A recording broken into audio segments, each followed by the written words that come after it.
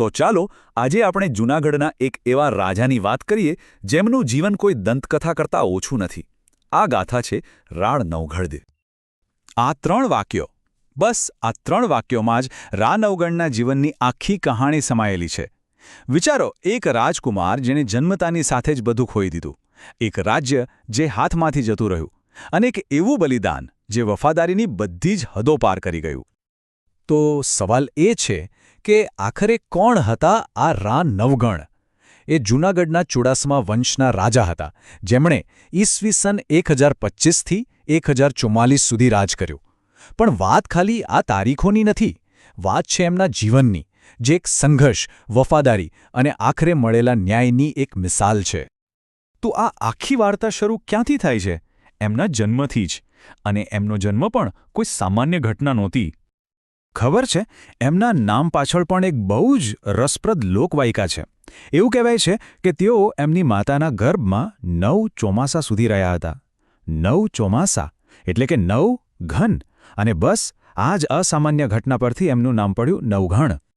પણ જુઓ, નવઘણના જન્મની ખુશી લાંબો સમય ટકી નહીં. એક તરફ એમનો જન્મ થયો અને બીજી તરફ પાટણના સોલંકી રાજા દુર્લભસેને જૂનાગઢ પર હુમલો કર્યો. આ યુદ્ધમાં એમના પિતા રાજા રાદિયાસ વીરગતિ પામ્યા. માતા રાણી સોમલદે એ સમયની પ્રથા મુજબ સતી થઈ ગયા અને જન્મતાની સાથે જ રાજકુમાર અનાથ અને દુશ્મનોનું પહેલું નિશાન બની ગયા. હવે સવાલ એ હતો કે રાજવંશના આ છેલ્લા ચિરાગને, આ એકમાત્ર વારસદારને બચાવશે કોણ? સોલંકીઓનો પ્લાન એકદમ ક્લિયર હતો. રાજકુમારને શોધીને મારી નાખો એટલે ચુડાસમા વંશ જ ખતમ. પણ અહીં વાર્તામાં એન્ટ્રી થાય છે એક વફાદાર દાસી વાલબાઈની અને રાજ્યના સૌથી વિશ્વાસુ આહિર દિવાયત બોદરની. વાલબાઈએ રાતોરાત રાજકુમારને દિવાયત બોદરના ઘરે પહોંચાડી દીધા અને દિવાયત બોદરે એમને પોતાના દીકરાની જેમ ઉછેરવાનું વચન આપ્યું. અને અહીંથી આખી વાર્તા એવા વળાંક પર આવે છે ને, જ્યાં વફાદારીની અસલી પરીક્ષા થવાની હતી. જે વાતનો ડર હતો એ જ થયો. એક દિવસ દુશ્મનો છેક દેવાયત બોદરના ઘરના દરવાજે આવી પહોંચ્યા, રાજકુમારને શોધતા. હવે વિચારો, કેવી અજીબ સ્થિતિ હશે. એમની નજર સામે 2 બાળકો ઊભા છે, એક એમનો પોતાનો દીકરો અને બીજો રાજ્યનો ભવિષ્યનો રાજા. હવે રાજકુમારને બચાવવા તો કેવી રીતે? એમની સામે પસંદગી અશક્ય હતી. એક તરફ પોતાનું લોહી, એમનો દીકરો વાસણ, અને બીજી તરફ રાજ્યનું ભવિષ્ય, રાજકુમાર નવઘણ. કોને પસંદ કરવા?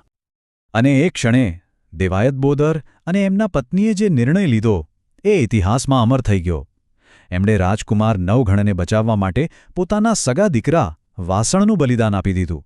વિચાર તો કરો, આ કેવી વફાદારી હશે. તો એ બલિદાન પછી વર્ષો વીતી ગયા. રાજકુમાર હવે મોટા થઈ રહ્યા હતા.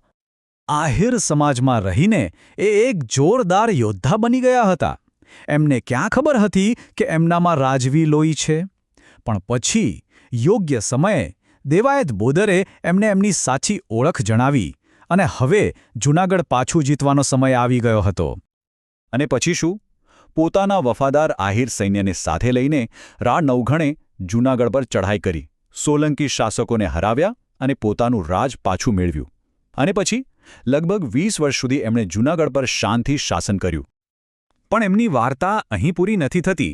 એ કેવા ન્યાયી રાજા હતા એનો એક બીજો કિસ્સો પણ બહુ જાણીતો છે. વાત છે એમની ધર્મની બહેન જાહલની. સિંધનો સુલતાન હમીર સુમરા એનું અપહરણ કરી લે છે. પણ જાહલ પણ હોશિયાર હતી. એણે સુલતાનને કોઈક રીતે મનાવીને સમય માંગી લીધો અને એટલામાં જ ગુપ્ત રીતે એક સંદેશો પોતાના ભાઈ રા નવઘણને મોકલી દીધો. અને રા નવઘણે શું કર્યું? સંદેશો મળતા જ એ એક ક્ષણ પણ રોકાયા નહીં. સીધી સિંધ પર ચડાઈ કરી, સુલતાન હમીર સુમરાને હરાવ્યો અને પોતાની બહેન જાહલને સન્માન સાથે પાછી જૂનાગઢ લઈ આવ્યા. આ જ તો એક સાચા રક્ષક રાજાની નિશાની છે, બરાબર ને? હવે આ કથાના અંત તરફ આવીએ કે રા નવઘણે પોતાના પછી રાજ્યનું ભવિષ્ય કેવી રીતે નક્કી કર્યું. આ પણ બહુ જાણવા જેવું છે. એમને 4 દીકરા હતા, પણ એમણે નક્કી કર્યું કે ગાદી મોટા દીકરાને જ મળે એવું જરૂરી નથી. ના, ગાદી એને મળશે જે લાયક હશે, જે પોતાની હિંમત સાબિત કરશે. અને આ લાયકાત સાબિત કરવા માટે એમણે 4 શરતો કે 4 પ્રતિજ્ઞાઓ મૂકી. અને આ કોઈ નાની સૂની શરતો નહોતી. પહેલી, દુશ્મન હરરાજ મહિડાને મારવો. બીજી, ભોયરાનો કિલ્લો તોડવો. ત્રીજી, મિશાણ ચારણને તમાચો મારવો. અને ચોથી, સૌથી અઘરી, પાટણનો દરવાજો તોડવો. એટલે કે એમના જૂના દુશ્મન સોલંકીઓને સીધો પડકાર. હવે થયું એવું કે પહેલા 3 દીકરાઓએ પોતાની હિંમત પ્રમાણે 1, 2 કે 3 પ્રતિજ્ઞાઓ સ્વીકારી, તો એમને એ પ્રમાણે જાગીર મળી ગઈ. પણ એક જ એવો હતો સૌથી નાનો, રાખેંગાર, જેણે 4 પડકારો સ્વીકારવાની હિંમત બતાવી. અને બસ એ જ બન્યા રાનવગણ પછી જૂનાગઢના રાજા. અને એટલે જ ઇતિહાસમાં રાનવગણને એક ખાસ નામથી ઓળખવામાં આવે છે, આહિર રાણા, એટલે કે આહિરોના રાજા.